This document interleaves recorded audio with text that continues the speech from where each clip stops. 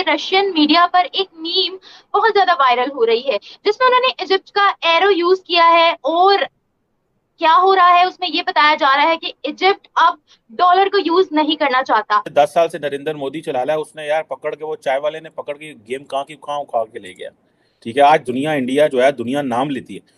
वो अमेरिकन भाग भाग के इंडिया आ रहे हैं। इंडिया में अगर देखा जाए तो हमारे जितनी मुल्क की जीडीपी है, इतना तो एक एक कंपनी का रेवेन्यू है। मेरा वजीर आजम को तो कोई मिडिल ईस्ट में इन्वाइट नहीं करता। दुख तो मुझे होता है, because I carry the Pakistani flag. इस वक्त दुनिया में 18 ममालिक की ख्वाहिश थी कि इंडियन रुपी को यूज किया जाए। अब इजिप्ट भी बोल रहा है कि इंडियन रुपी में वो पे करेगा। तुम अपनी हेल्प नहीं करोगे, अल्लाह तुम्हारी क्या हेल्प करेगा? ये बात बताओ यार।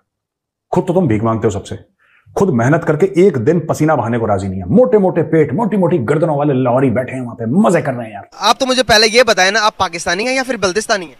मैं तो गिलगित बाल्टिस्तान का हूँ। पाकिस्तान के साथ मेरा क्या ताल्लुक है? मेरा सिर्फ इतना ताल्लुक है कि वो गंदम देते हैं, हम उनको पानी देते हैं। एयर मार्शल असगर खान की किताब है, वहां से आप देख लें। उन्होंने कहा है कि ये चारों जंगें हमने शुरू की हैं और इसकी कोई जरूरत नहीं थी। इवन आपके नक्शे में मौजूद नहीं है तो हम कैसे कहेंगे जी हम पाकिस्तानी है? वो ये खुद नहीं कहते हम पाकिस्तानी है, लिहाजा हम क्यों कहें पाकिस्तानी? हम गिलगित बाल्टिस्तान का है। ये 65 की जंग शुरू करने के तीसरे दिन हमारे पास स्पेयर पार्ट्स नहीं थे, तो हमें भागना पड़ा।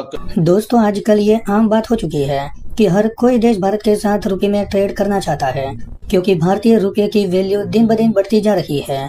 अब दोस्तों, रिसेंटली रशिया ने एक मीम शेयर किया है जिसमें दिखाया गया है कि इजिप्ट की करेंसी फेरो है, वो धीरे धीरे करके यूएस डॉलर से दूरी बनाकर भारतीय रुपये और रशियन रूबल के करीब आ रहा है। और इजिप्ट चाहता है कि वो जो भी ट्रेड भारत के साथ करता है वो लोकल करेंसी में करे। साथ ही इजिप्ट भारत से जो एक्सपोर्ट करता है उसका पेमेंट भी रुपए में ही करेगा, जिसकी वजह से भारतीय रुपये की वैल्यू और ज्यादा बढ़ेगी और इंडियन रुपये को इंटरनेशनल लेवल पर और ज्यादा मान्यता मिल जाएगी। तो चलिए दोस्तों, आगे इसी पर पाकिस्तानी मीडिया का रिएक्शन देखते हैं। कि रशियन मीडिया पर एक मीम बहुत ज्यादा वायरल हो रही है जिसमें उन्होंने इजिप्ट का एरो यूज किया है और क्या हो रहा है उसमें ये बताया जा रहा है कि इजिप्ट अब डॉलर को यूज नहीं करना चाहता। इजिप्ट इंटरेस्टेड है इंडियन रुपी में, रशियन रूबल में, चाइनीज युआन में, लेकिन जो स्टेटमेंट आ रही है इजिप्ट की जानिब से वो ये आ रही है कि इंडियन रुपी को यूज करना चाहता है। और इंडिया से इजिप्ट ने ये भी कहा है कि आपसे जितनी भी एक्सपोर्ट होती है इजिप्ट को, उसकी पे हम इंडियन रुपी में करना चाहते हैं। सर, इस चीज को आप कैसे देखते हैं कि इस वक्त दुनिया में 18 ममालिक की ख्वाहिश थी कि इंडियन रुपी को यूज किया जाए। अब इजिप्ट भी बोल रहा है कि इंडियन रुपी में वो पे करेगा। क्या कहेंगे इसके बारे में आप? तो फाइनेंशियल जो सैंक्शन है वही आज की डेट में एक इफेक्टिव मींस ऑफ सैंक्शन बन के उभरे हैं। तो ऐसी कोई इंटरनेशनल करेंसी बनना मुश्किल है। तो फिर उन्होंने ये किया कि अगर हम इंटरनेशनल करेंसी ऐसी नहीं बना रहे हैं तो कम से कम हम जो ट्रेड है वो आपस की करेंसी में करना शुरू करें। कुछ प्रॉब्लम्स होंगी शुरू में, तो जैसे जैसे आप डॉलर से अवे जाएंगे तो स्विफ्ट का पेमेंट मैकेनिज्म हो गया, दूसरे जो बैरियर पेमेंट मैकेनिज्म है उस पर आपकी डिपेंडेंस कम होगी, तो वेस्ट आपके ऊपर सैंक्शंस कम लगा पाएगा, और सैंक्शंस कम लगा पाएगा तो फिर आप अपने तरीके से दुनिया में you can manifest your behaviour as per your desire. समझ रही हैं आप? So that's the reason. इसीलिए इजिप्ट ने कहा कि हम इंडिया के साथ ट्रेड करेंगे, इंडियन रुपी को हम एक्सेप्ट करेंगे और उनके एक्सपोर्ट को हम इंपोर्ट को हम इंडियन रुपी में पे करना चाहेंगे।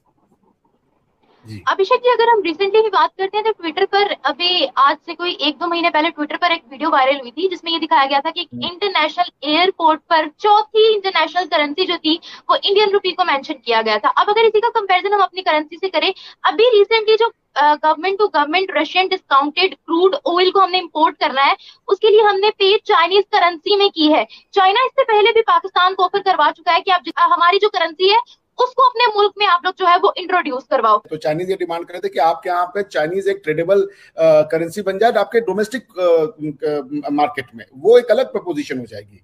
एक वो हुआ कि भाई देखिए, दुनिया में बिजनेसेस 2-3 फॉर्म में होते हैं, B2B, बिजनेस टू बिजनेस। एक प्राइवेट इंटरप्राइज ने दूसरे प्राइवेट इंटरप्राइज के साथ बिजनेस किया, ठीक है ना। जैसे आप लोग अक्सर कहते हैं कि भाई इंडिया जो है पाकिस्तान को बिजनेस नहीं करने देता, ये वो इन्फ्लुएंस करता है वो कंट्रीज को। India government to government business को तो इंटरफेयर कर सकता है, लेकिन प्राइवेट टू प्राइवेट यानी B2B मॉडल को इंडिया इन्फ्लुएंस करने का पावर नहीं रखता। यानी कि अमेरिका की कोई एक प्राइवेट कंपनी आपके किसी प्राइवेट प्लेयर के साथ बिजनेस करना चाहती है तो उसमें इंडिया क्या कर लेगा? कुछ नहीं कर पाएगा इंडिया।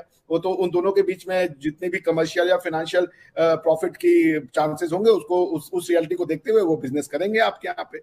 तो पॉइंट ये है कि चीजों की एनालिसिस सही नहीं होती। तो जो वो कह रहे थे कि आप युआन को as a tradable commodity, as a tradable currency introduce कीजिए अपने डोमेस्टिक मार्केट में, कि अगर जैसे अभी आपने देखा मीका सिंह का आया था एक वीडियो जिसमें वो कुवैत में या कतर में कहीं खड़े थे और उन्होंने कहा कि वहां के एयरपोर्ट पे उन्होंने इंडियन करेंसी में पे किया और वो काम हो गया। वो आपसे चाइनीज कह रहा है कि अगर मैं आता हूं पाकिस्तान में और चाइनीज करेंसी में पे करता हूं तो चाइनीज करेंसी को पाकिस्तानी रुपए के बराबर की वैल्यू मिलनी चाहिए। वो बहुत डेंजरस होगा आपके, क्योंकि आपकी वैल्यू, आपके नोट की तो वैल्यू ही नहीं है।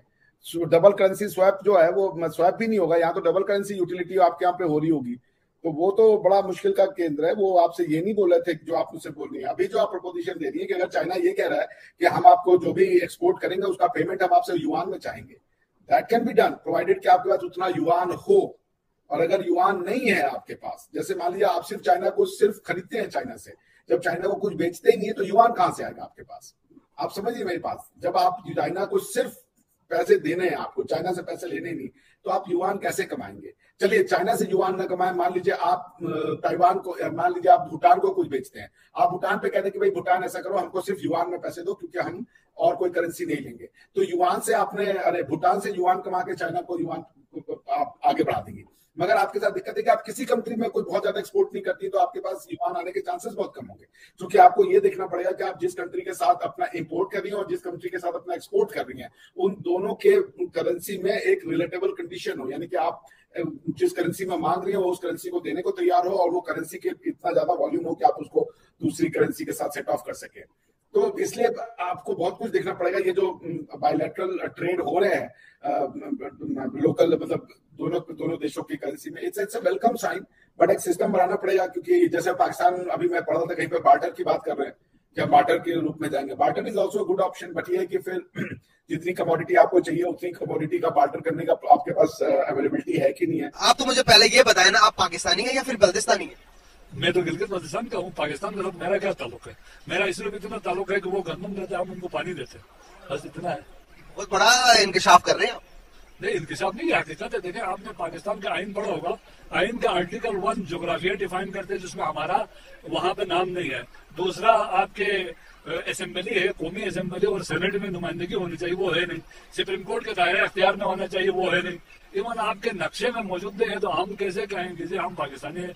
वो ये खुद नहीं कहते हम पाकिस्तानी है, लिहाजा हम क्यों कहे पाकिस्तानी? हम गिलगित बल्तिस्तान कहे। हाँ, अलबत्ता 47 के बाद जो है ना, वो 48 में हमारे बुजुर्गों ने आज़ादी हासिल की थी डोगरों से, उसके नतीजे में जो है ना वो इंडिया और पाकिस्तान के दरमियान कन्फ्लिक्ट हुआ, जिसके नतीजे में हमारा निस्फ से ज्यादा हिस्सा इंडिया के पास उनके जेर कंट्रोल में है, निस्फ से ज्यादा पाकिस्तान निगाहदाश्त करता है। जब तक ये यूएन के रेजोल्यूशंस पे अमल दरामद नहीं होते, हम डिस्प्यूटेड थे।